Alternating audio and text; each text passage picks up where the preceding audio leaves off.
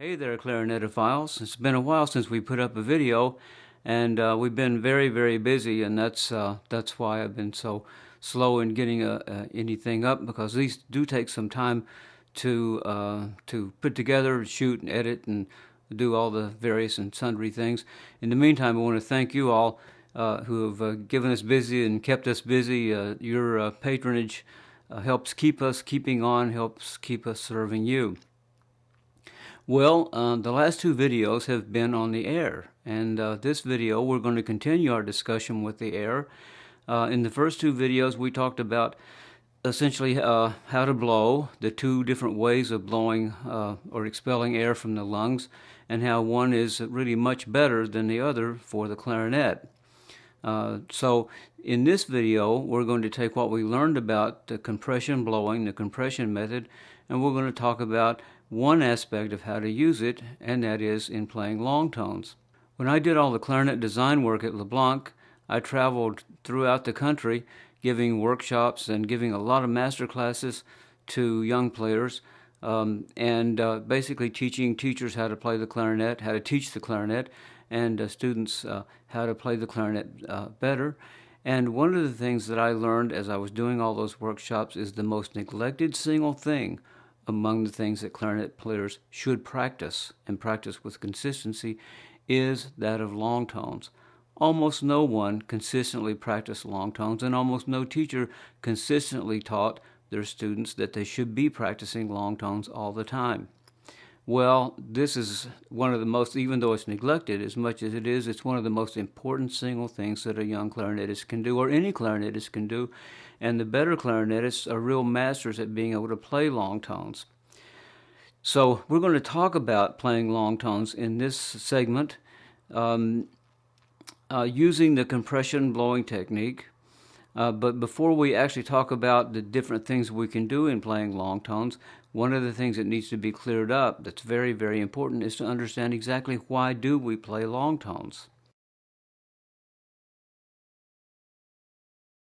Many clarinetists have the idea that playing the clarinet is sort of a muscle man act, that you really have to keep your muscles in very well conditioned and toughened up and everything, and this means playing long tones because you want to get that lip strength. Well, that's not really right. Playing the clarinet is not an Arnold Schwarzenegger kind of endeavor. Yes, you do have to have a certain amount of conditioned muscles in order to play the clarinet and to play with any kind of endurance. But the reason you play long tones is certainly not that. Or even if it is the reason that you play long tones, it should be the last reason that you play long tones. Long tones can teach us very much about our control over the sound, about our control over the air, and about the refinement of our techniques in terms of the way it interfaces our equipment to produce that musical sound and subsequently that all-important musical phrase. Mainly, what we learn is we learn to get sensitized to different kinds of equilibrium. What do I mean by that?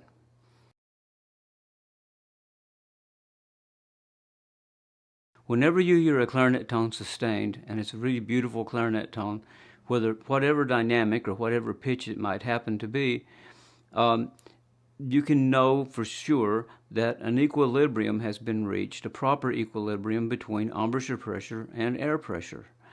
Any clarinetist knows, when they think about it at all, that when they play different dynamic levels, that there is an exchange between embouchure and air pressure.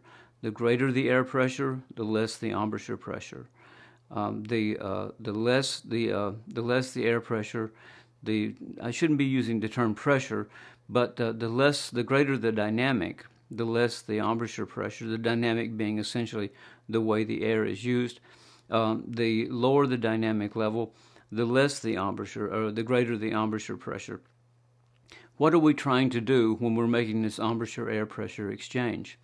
We're essentially trying to maintain a consistency in pitch, color, and shape.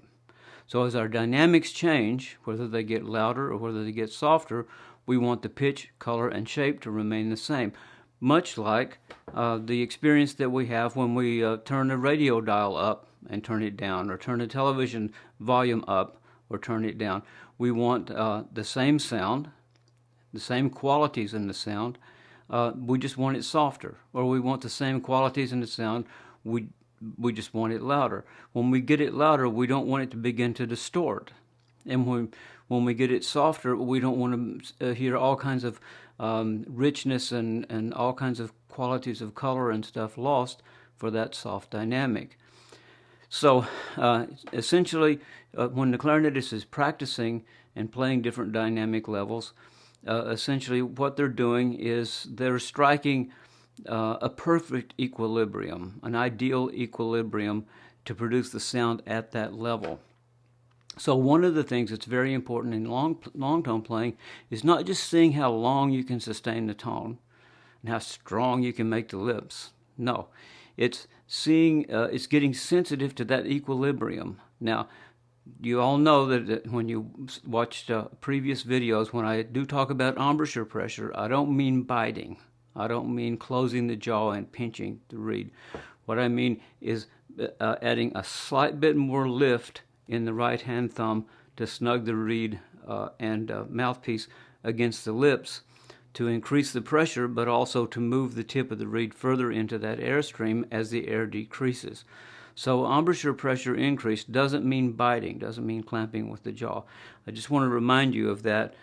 Anytime that I'll ever talk about embouchure pressure, it never ever means biting. It never ever means closing the jaw on the reed. It always means bringing the horn a little more snugly up to the face and up against the lips. So when you practice the different dynamic levels, you begin to get a real sensitivity to find out exactly what that equilibrium is. Now, I know it changes subtly from, say, one reed to another, but if you're very good at balancing your reeds, you can control that variation so that you have more and more security.